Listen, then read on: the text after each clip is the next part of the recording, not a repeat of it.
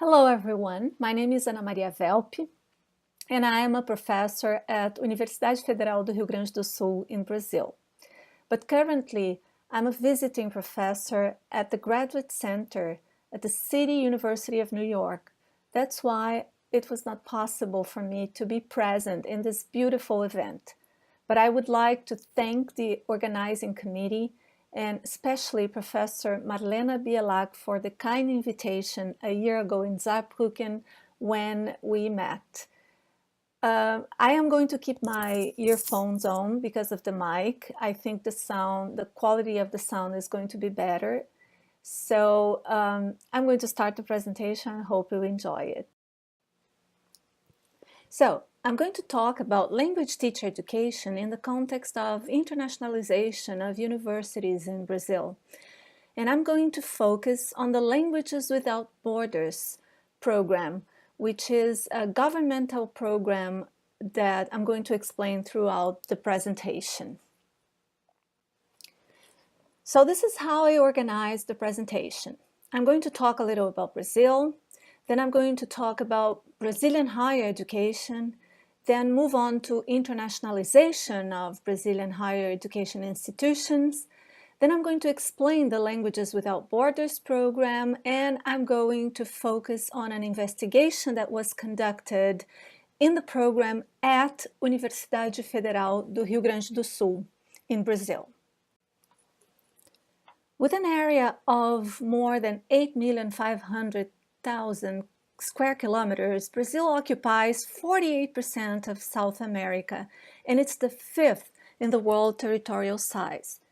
Its population is 208 million people, what makes it the ninth largest economy in the world. It is also the most important country in Latin America, though frequently less well known internationally than many of its Hispanic-speaking neighbors. Brazilian official languages are Portuguese and the Brazilian Sign Language, which we call Libras. But we also have heritage languages, and among them 180 Amerindian languages and a significant number of languages of immigrants and their descendants, like for example German, Italian, and Japanese descendants in the southern and southeastern regions of the country. Brazil has more than 2,400 higher education institutions that offer more than 34,000 undergraduate programs to more than 8 million enrolled students. These institutions are among public institutions funded by some sphere of the government and which are tuition-free, and private institutions that are independent from the government or from public funding. Brazilian academic production is the world's 15th largest. Public and private not-for-profit universities are the most internationalized and better-ranked institutions. Technological research comes from public universities and research institutes and is funded from various governmental agencies. The main ones are the National Council for Scientific and Technological Development, which we call CNPq, and the National Agency for the Coordination for the Improvement of Higher Education Personnel, CAPES.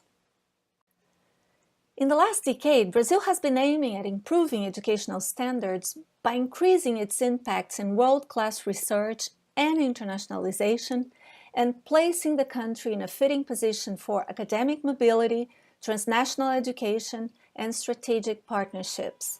Free programs have mainly been responsible for boosting internationalization of higher education institutions in the country. From 2011 to 2015, Brazil ran the world's largest higher education mobility program, the Science Without Borders, which enabled 101,000 Brazilian students to study overseas. It has been replaced by a new internationalization strategy which places more emphasis on improving excellence within top-level universities for international collaboration and less on large-scale mobility programs. Unlike the Science Without Borders that focused on undergraduate students, The CAP Sprint program is targeted at graduate programs and seeks to strengthen key notions of an internationalization at home approach. Another program that began to support the Science Without Borders but soon got independent from it also focuses on internationalization at home, which is the English Without Borders, which changed its name to Languages Without Borders 2 years after its creation. And I'm going to explain a little bit the program now. So in 2012, the English Without Borders program was created by a group of foreign language specialists at the request of the Secretariat of Higher Education of the Ministry of Education to assist higher education students to have access to the mobility programs offered by the federal government, mainly to support Science Without Borders, which exposed the lack of proficiency in foreign languages of academic students in Brazilian universities. The objective of the program was to promote actions in favor of a language policy for the internationalization of Brazilian higher education, upholding teaching residency for future foreign language teaching professionals. The actions of the program included the offering of proficiency testing through the TOEFL ITP, an online course with basic notions of English, My English Online, and classroom classes that offered courses focused on proficiency test prep, culture, language for specific purposes, and language for academic purposes. But the action that most interests us here and that I'm going to focus from now on is the English teacher education part of the program, which for me is the icing of the cake.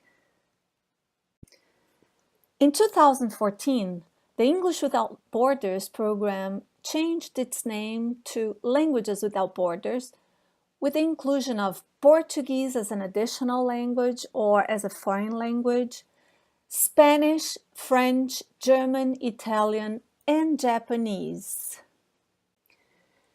Today, the program has 141 language centers, which are called núcleos, around the 26 states in the country, and that teach various languages. The teachers that act in the country, or the student teachers who are being educated, are language teaching undergraduate students or graduate students or licensed language teachers. All these student teachers are supervised by university professors specialized in language teacher education and who act as pedagogical coordinators. The target public is undergraduate and graduate students, university faculty, and administrative staff. Here you have a sample of the meetings of teaching development that we hold in the URGS Núcleo, the Universidade Federal do Rio Grande do Sul Núcleo. Besides the experience in the classroom, the development of the student teachers happens in weekly 3-hour meetings where they attend and give workshops, prepare classes collaboratively, exchange practices, design tasks, and share experiences. Now I'm going to talk a little bit about the investigation that took place in the núcleo of the Federal University of Rio Grande do Sul. The general objective of the research was to observe how teacher education takes place in the Languages Without Borders program at Universidade Federal do Rio Grande do Sul. We based our investigation in Antônio Novoa's notions on teacher education. For the Portuguese educator, the teaching profession must happen within the profession, the same way it happens in the medical profession. Novo proposes 5 facets which he states are also proposals for action in the development of teachers. I am going to explain each one of them now. The first facet that Novo presents is practice. For him, teacher education should have a strong praxis component, focused on students' learning and on concrete cases, having schoolwork as a reference. Just like for a doctor, a hospital and the practices in the hospital are so important for the development of the professionals. The second facet is profession.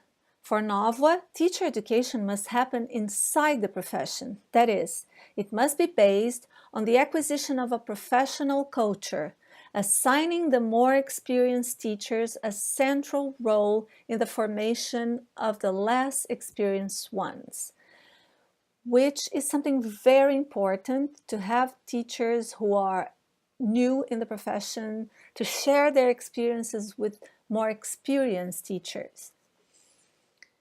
The third facet is person. Novo believes that teacher education should give special attention to the personal dimension of the teaching profession, working on the relationship and communication capacities that define the pedagogical tact. Teaching is not only preparing classes, but it's also dealing with students, with parents, with school staff. The fourth facet is shared work. For the educator, teacher education must value teamwork and the collective exercise of the profession, which reinforces the importance of school educational projects. And the last one, the fifth facet, is public.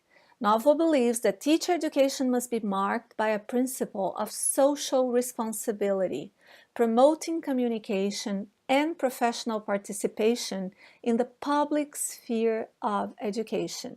So in his opinion, the teacher's voice has to be heard. Teachers have to have a say in all the educational decisions. For Novo, teachers should have a space for the construction of narratives and for self-reflection in the first years of their professional practice. He believes we cannot separate the professional dimensions to the personal ones.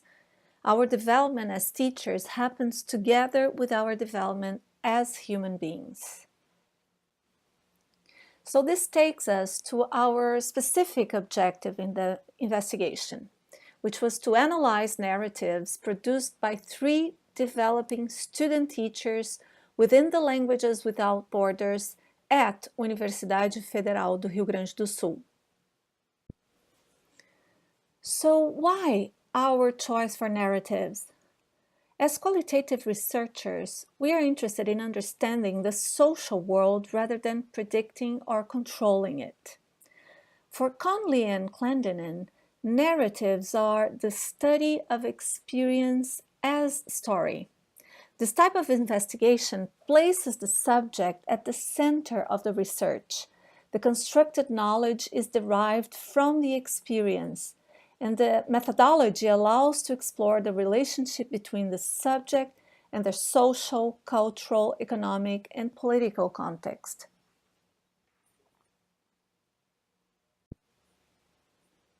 In order to contextualize the investigation, I am going to describe what the Universidade Federal do Rio Grande do Sul nuclei looked like at the time of the generation of the narratives.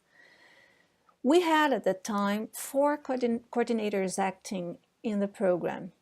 1 general coordinator, who was responsible for the administrative work, and 3 pedagogical coordinators, being one of them responsible for the task proctoring and the other 2 responsible for the teacher development part of the nuclei.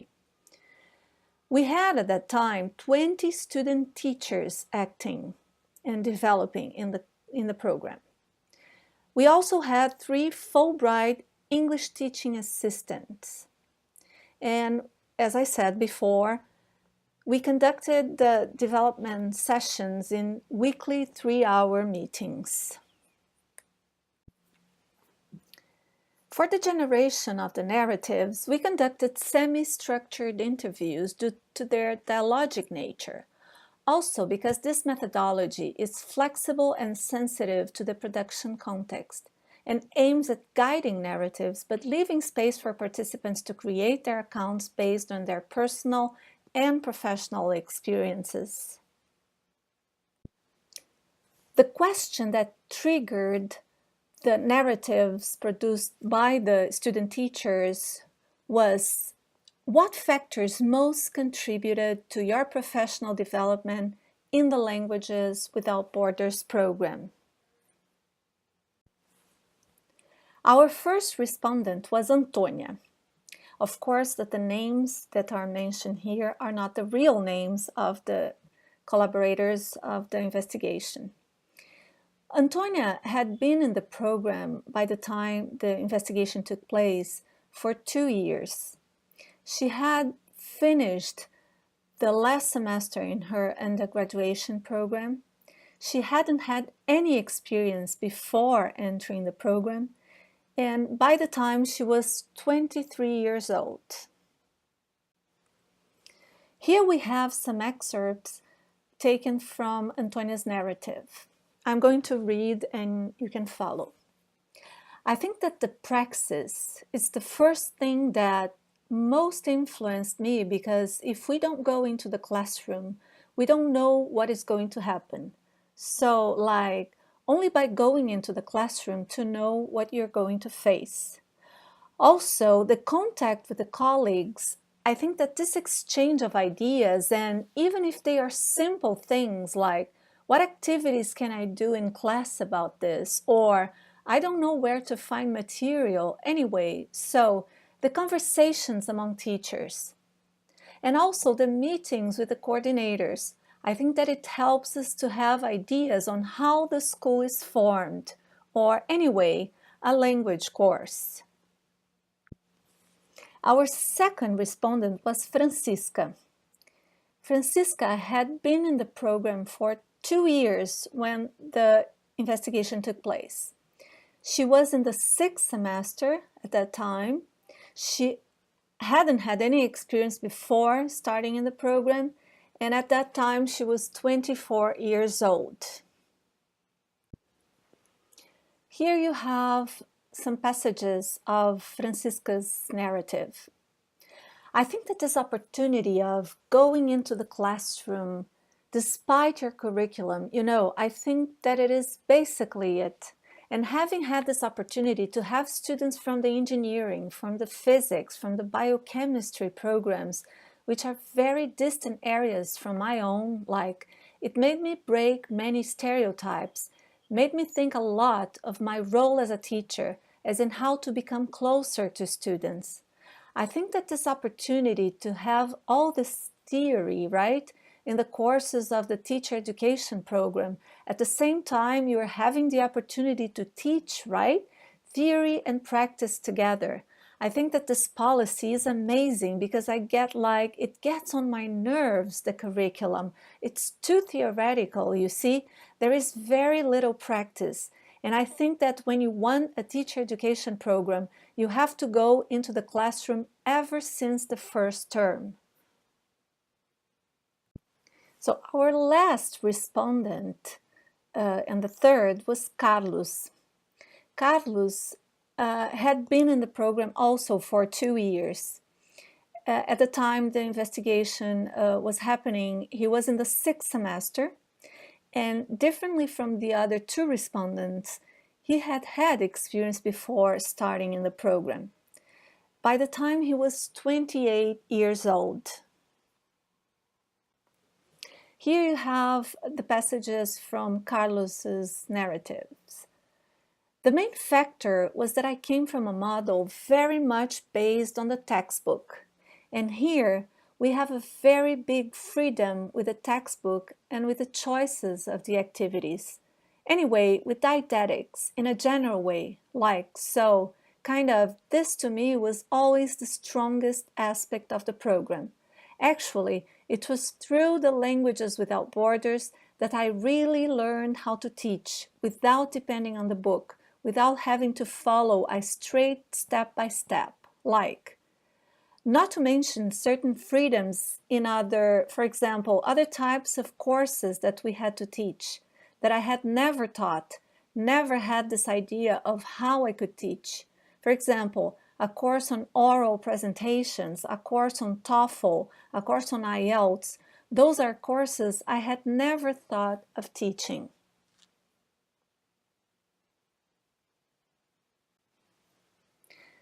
In answering the question posed, a few topics showed to be noteworthy. The articulation between theory and practice that the program enables, the shared work with colleagues which fosters their professional growth, the freedom to deliberate and make informed decisions, and the inseparability of the professional and personal development, revealed through a growth in confidence and autonomy, that is, the acquired readiness with which they exercise their profession. Only by having the freedom teachers claimed having found in the program, it is viable to create a culture that fosters visibility, confidence, and public participation in debates about education, as opposed to what Nova argues to be the commonplace.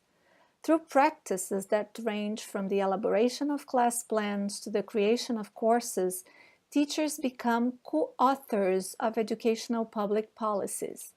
These aspects give evidence to feelings of belonging and responsibility which are indispensable when taking on teaching with all it implies, and allow pre-service teachers to give new directions to the profession. Here are the references used in the investigation. In the next slide, I'm going to show my email address again. Please don't hesitate in contacting me if you have further questions. Well, I'd like to thank you very much for attending my presentation.